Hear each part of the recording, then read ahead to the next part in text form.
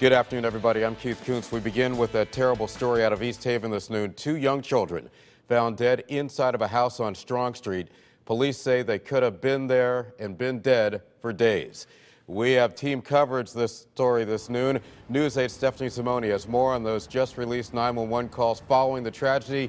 But we begin with News 8's Brian Spiros live in East Haven with the very latest on the investigation. Brian.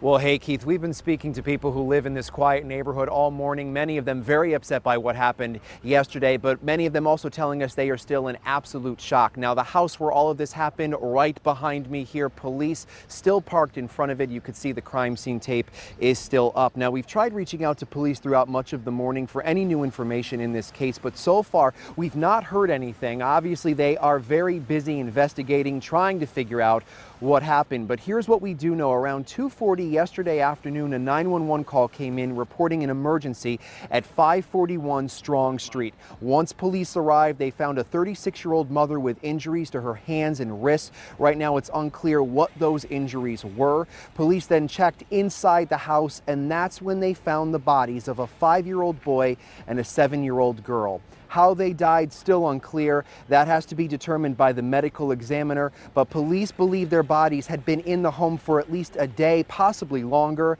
Now, when police arrived, they also found the gas on inside the home. It's believed it was deliberately put on. But again, everything's still under investigation. As that's happening, neighbors are trying to make sense of it all.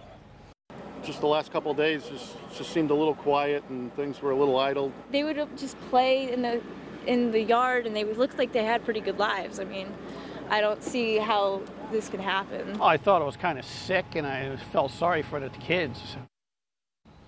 No charges have been filed in this case, but the death of the children is being called suspicious. Now, News 8 has learned that both kids were students at a magnet school in New Haven and played baseball in a local league. New Haven Mayor Tony Harp released a statement saying, quote, "Today our entire community grieves in the sudden darkness where the bright light and promise of these young lives had been shining." Police have not released the name of the mother or the children. They are still in the process of notifying the family. That is the very latest. We are reporting live this noon from East Haven. Brian Spiros, News 8.